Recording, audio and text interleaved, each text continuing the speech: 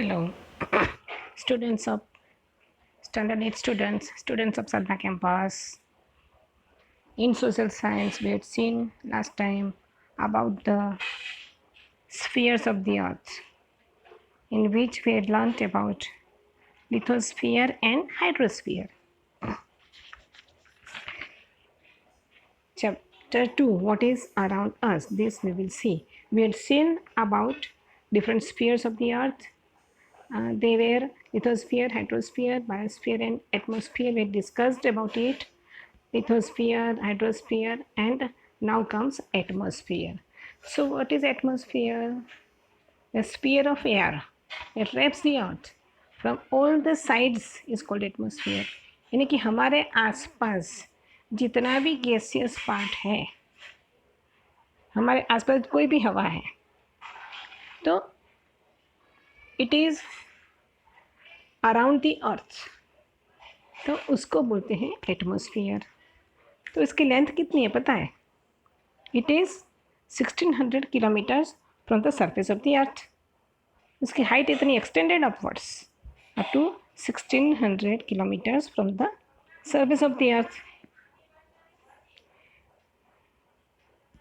और ये जो एयर है, यानी कि ये जो एटमॉस्फेयर है, we can not see by our naked eye. Atmosphere कैसा है, का कलर क्या है, शेप कैसा है, हार्ड है, सॉफ्ट है, nothing we can come to about it. फिर भी इसमें क्या क्या होता है देखो. It is composed of various gases. Water vapour भी होता है उसके अंदर, डस्ट पार्टिकल्स होते हैं, स्मोक होता है, salt, micro organisms, all are present. और कितने colourless, odourless and transparent solid, liquid and gaseous elements are present in the atmosphere. तो उसका प्रपोर्शन देखें तो उसके प्रपोर्शन में देखो amount of gases in the atmosphere. तो देखने जाए तो नाइट्रोजन है वो है 78.03%. फिर 21% oxygen is present in the atmosphere, यानी कि 20.99%. एंड 1% यानी कि 0.98% अदर गैसेस. तो ये है गैस की बात. उसमें according to the heavy, how the heavy particular gas is, उसके हिसाब से उसकी लेयर्स बन जाती है.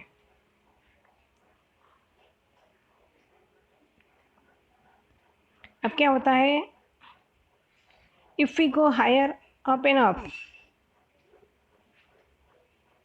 द गैस का जितना प्रपोर्शन है, कितने सारे गैसेस जो होते हैं उसका प्रपोर्शन कम होता जाता है. The proportion of the gases goes on decreasing as we go up and up. Air becomes thinner and thinner. Carbon dioxide gas की बात करते हैं तो वो हैवी है और वो लोअर लेयर पे रहती है, अर्थ के नज़दीक में. और दूसरा एक गैस है, उसका नाम है ozone gas. It is also present in the atmosphere. ये जो गैस है, it absorbs ultraviolet rays from the sun.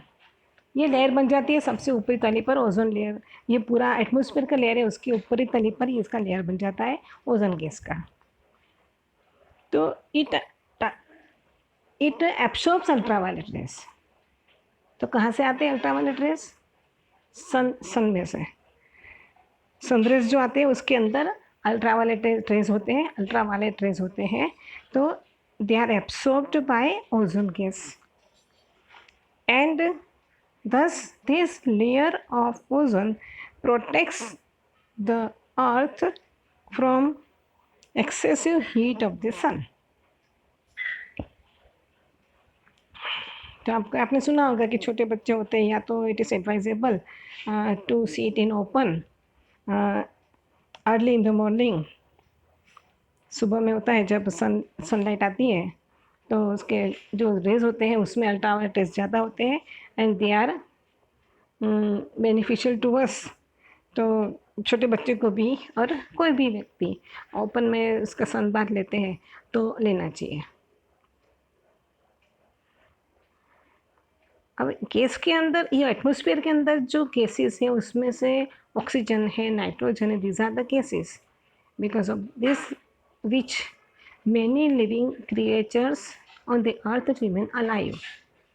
Nitrogen का काम क्या है? ऑक्सीजन है, इसकी इंटेंसिटी रिड्यूस करता है। इसके अलावा उसके अंदर, एटमॉस्फेयर के अंदर वाटर मॉइस्चर भी होता है। अगर ये वाटर है तो वाटर वेपर बन जाती है, और वाटर वेपर के फॉर्म में, वाटर वेपर कैसे बनता है? Due to the heat of the sun. और ये एटमॉस्फेयर में हवा में चला जाता है in the form of water vapour, mixes in the air, और उसका हम नाम देते हैं मॉइस्चर। और अब क्या होता है, जैसे ऊपर जाता है तो इट बिकम्स, इट कंडेंस्ड, यानी कि कूलिंग होता है वाटर वेपर की, तो ये प्रोसेस को कंडेंसेशन बोलते हैं। तो after this, due to condensation, they are available in the clouds in the form of dew, fog, or in the form of clouds, or in the form of dewdrops on the surface of the earth. They are found.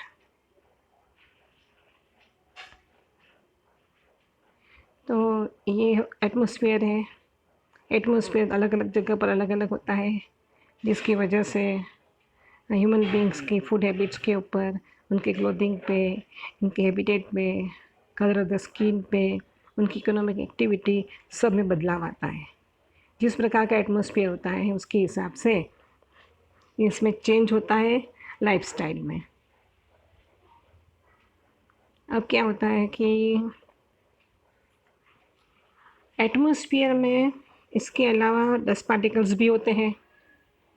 ये dust particles क्या करते हैं? Sun rays को scatter करते हैं।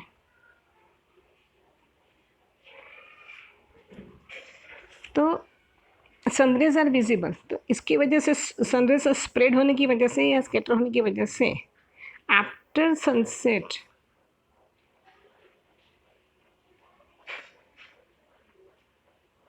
totally it does not turn into dark,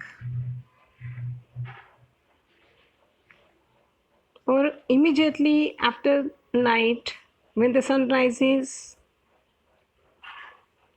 darkness suddenly does not convert into brightness, so because of these dust particles present in the atmosphere.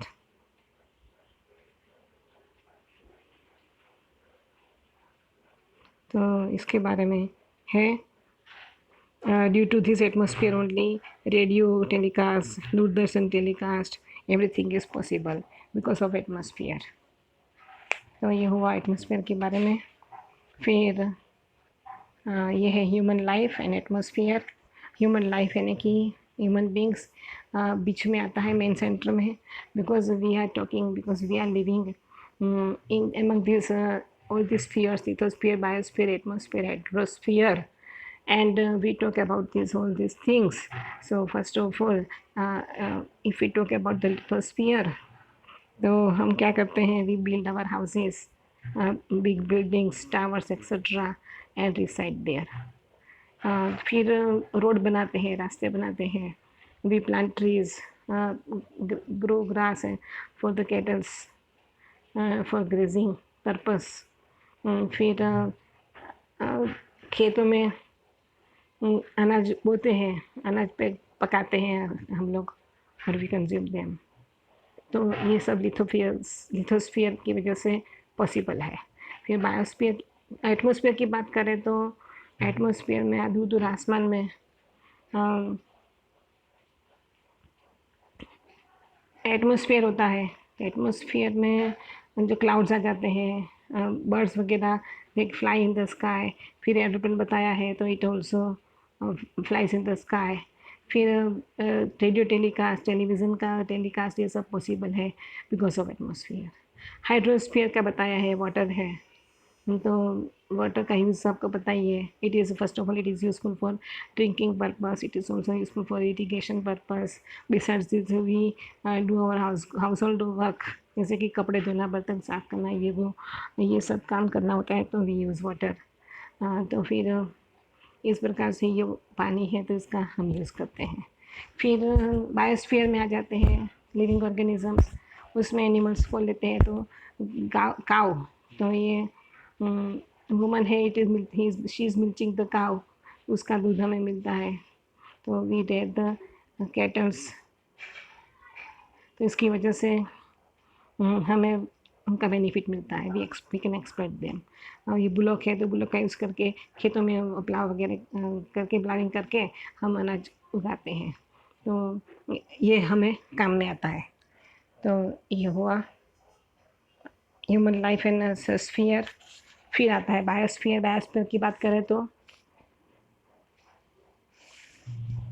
कोई भी part ऐसा नहीं है अर्थ का कि जहाँ पर बायोस्फीयर ना हो। बायोस्फीयर यानी कि लिविंग पार्ट, छोटा बड़ा living organism, small microorganism which is visible, not visible, very small microorganisms. They all are present in water, in the earth, in atmosphere, in hydrosphere, everywhere. Biosphere में क्या क्या आता है, तो वेजिटेशन आता है, एनिमल्स आ जाते हैं, insects, human beings, all come in under this class biosphere.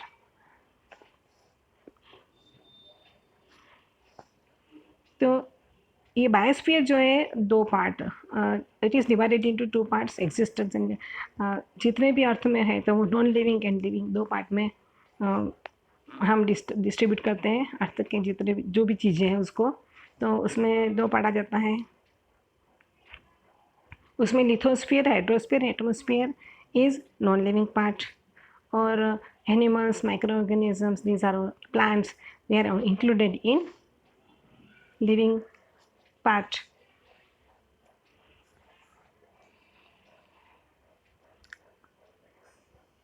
तो बायोस्फीयर के कंपोनेंट्स में क्या होता है, तो लोग आ जाते हैं, पेड़ पौधे आ जाते हैं, बराबर। Components of the biosphere, natural में क्या है, बर्ड्स है, ट्रीज़ है, फॉरेस्ट है, ये सब नेचुरल है बायोस्फीयर। मैन मेड में आ जाता है, जैसे कि यहाँ पर टेम्पल बना दिया, या तो फिर यहाँ पर है रोड बना दिया ट्रांसपोर्टेशन पर्पज़ के लिए, या यहाँ पर हमने इंडस्ट्री लगा दी, या हमने कुछ किया, किसके लिए, अपने लिए। लोग में कौन कौन है, ऑल लिविंग ऑर्गेनिजम्स। पीपल आ जाते हैं, टीचर है पढ़ाते हैं, तो फिर यहाँ पे पेड़ है, बच्चे खेल रहे हैं पेड़ के नीचे, तो this all are the components of biosphere. Okay, अब नेक्स्ट है topic effect of human activities on spheres.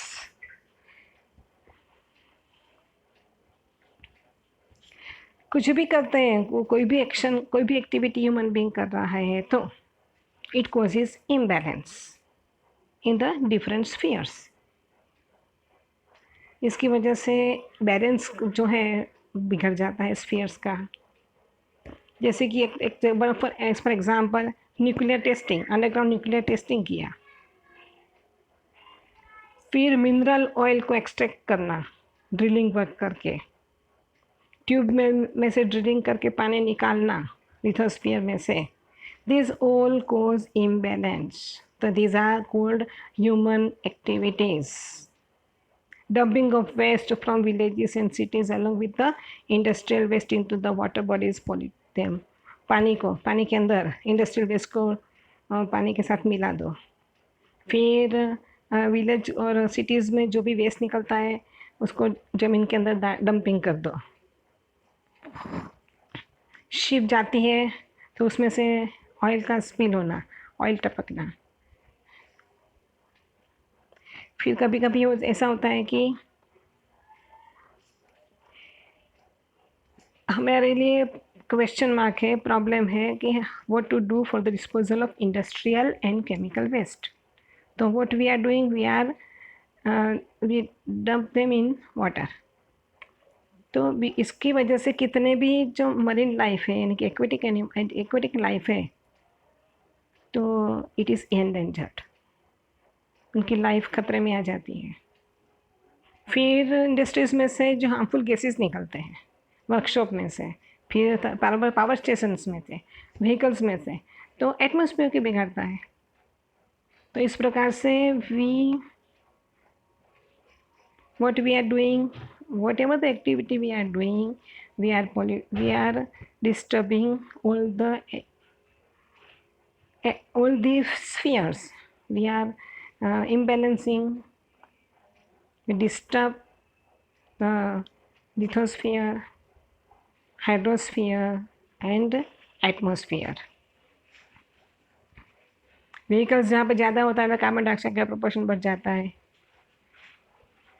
इसकी वजह से, और दूसरा रीज़न है other activity, cutting of trees, इसकी वजह से भी कार्बन डाइऑक्साइड प्रोपोर्शन बढ़ जाता है एटमॉस्फेयर में, क्योंकि जो ट्रीज है वो क्या करते हैं, absorbs carbon dioxide from the atmosphere and give us oxygen which is life giver gas to the living organism. मगर हम क्या करते हैं, पेड़ काट लेते हैं, इसकी वजह से कार्बन डाइऑक्साइड का एब्सॉर्प्शन है by the trees, it decrease. As a result, the proportion of carbon dioxide in the atmosphere increases, and thus it pollutes air or atmosphere. So these are the several human activities because of which there is an adverse effect on all these spheres. So our human activities had endangered and had exploited the environment. So it may result into the it may also attack the biosphere and put the biosphere in danger. Okay, with this is the end of this chapter. Bye.